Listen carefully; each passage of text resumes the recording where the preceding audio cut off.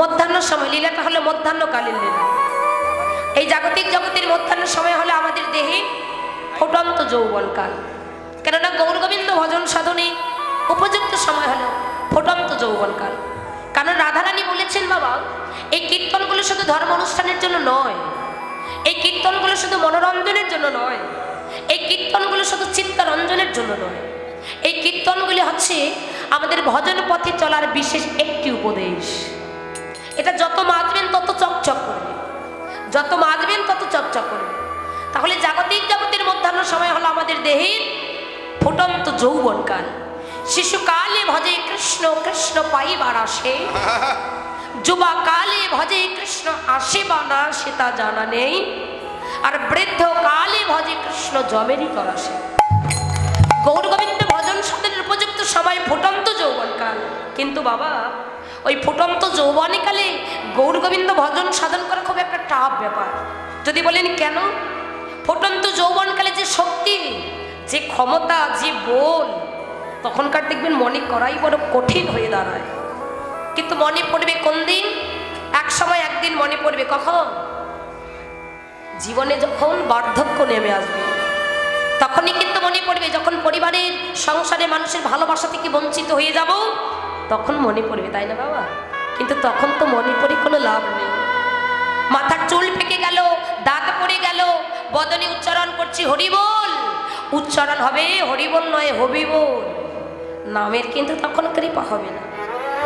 ভগবানের কৃপা লাভ করতে হলে, নামের কৃপা যদি আমরা পেতে চাই, সঠিকভাবে সঠিক সময়ে শুদ্ধভাবে হৃদয়ে যদি কৃষ্ণ প্রেম ভক্তি নিয়ে করিতে পারি, ডাকিতে পারি, তবে কিন্তু তার কৃপা হবে।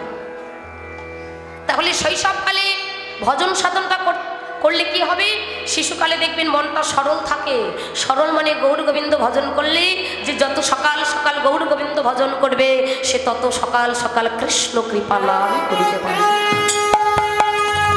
তাই ভজনের পথে গেলে শিশুবেলা থেকে, ছোটকাল থেকে আমাদের যাওয়া দরকার। অভ্যাস করো, একদিন না একদিন কৃপা হবে।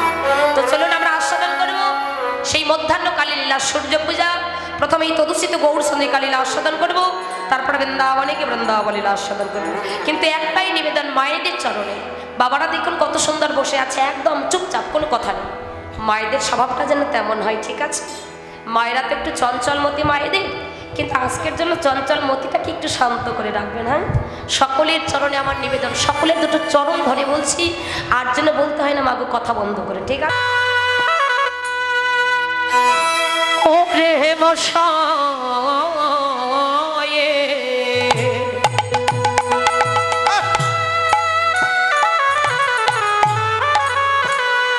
ওতে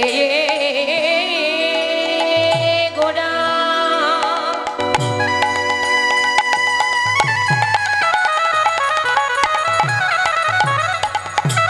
কিবা হেম সয়ে অতি গোড়া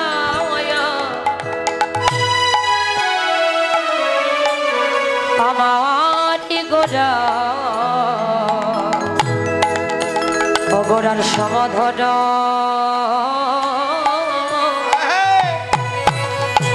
আশা থোড়া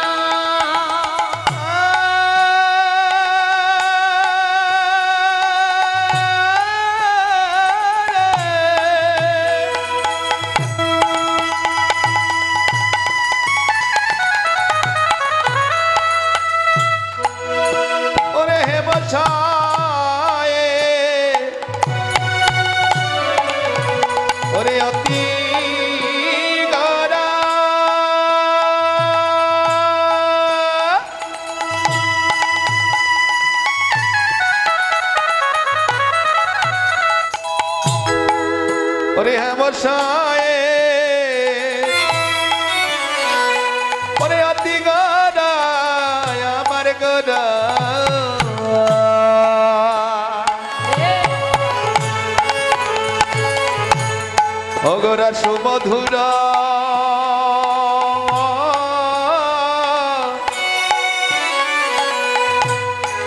ওরে হাস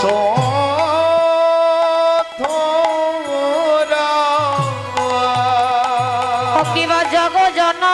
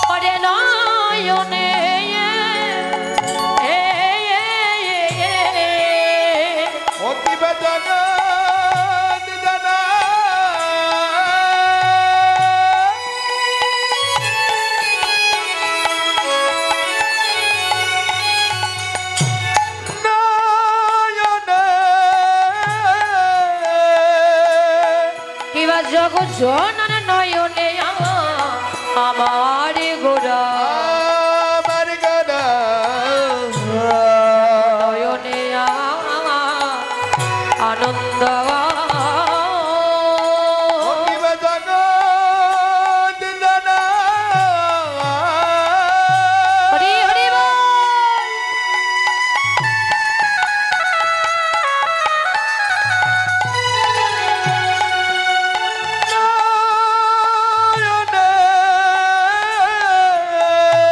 ও কিবা জগৎ জনন নয়নে আমার গোরা আমার গোরা গোরার আমার নয়নে আনন্দ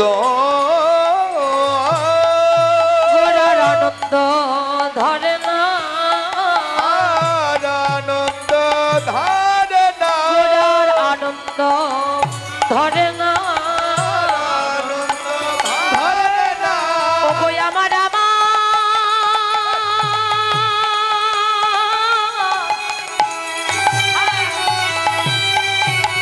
আমার গোরা এসে ভাই আনন্দ ধরে না ও বলি আমার হরি বল হরি বল হরি বল।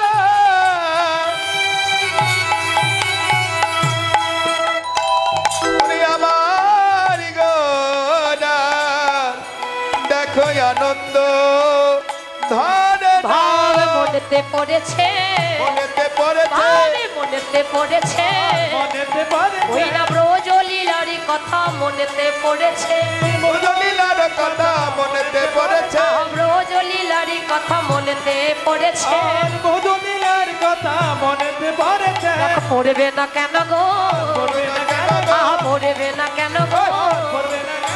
ওরে যেই গৌরী সেই কৃষ্ণ পড়বে না কেন ওই যে গৌর সেই কৃষ্ণ পড়বে না কেন গো এই গৌর সেই কৃষ্ণ পড়বে না কেন গো যেই গৌরী সেই কৃষ্ণ পড়বে না কেন গো ওরে এই গৌর সেই কৃষ্ণ পড়বে না কেন গো আজ বিলাতে এসেছে বিলাতে এসেছে, আজ বিলাতে এসেছে বিলাতে এসেছে দেখো ভাষাতে এসেছে ভাষাতে এসেছে ওরে ভাষাতে এসেছে ভাষাতে এসেছে হরি নামের প্রেম বন্যায় ভাষাতে এসেছে হরিনামের প্রেম হরি বল, হরি বল। ভাষাতে এসেছে ওরে হরি নামের প্রেম বন্যায় ভাষাতে এসেছে হরিনামের প্রেম ভাষাতে এসেছে আর হরি বল হরি বল হরি বল হরি বল হরি বল হরি বল হরি বল হরি বল ভবপারের সম্বলে হরি বল হরি বল ভাব পারিছা বল হরি বল হরি এই বল যে ভবপারের সম্বল হরি বল হরি বল এই ভবপারের সম্বল হরি বল হরি বল এখন বদন ভরে বাহু তোলে হরি বল হরি বল প্রেমানন্দে বাহু তোলে হরি বল হরি বল প্রেমানন্দে বাহু তোলে হরি বল হরি বল ওরে প্রেমানন্দে বাহু তোলে হরি বল হরি বল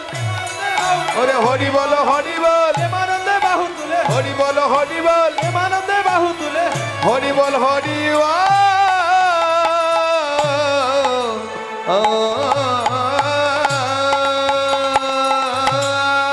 ঈশ্বর পরম কৃষ্ণ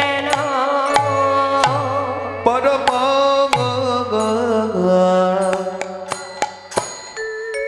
কৃষ্ণ আমার আমার সচ্চিদানন্দ বিগ্রহ বিগ্রহ অনাদিরাদি প্রাণী গোবিন্দ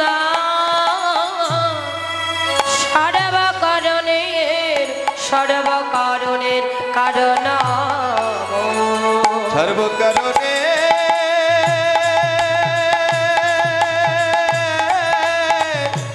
ঈশ্বর আমার সর্বকারণে কারণ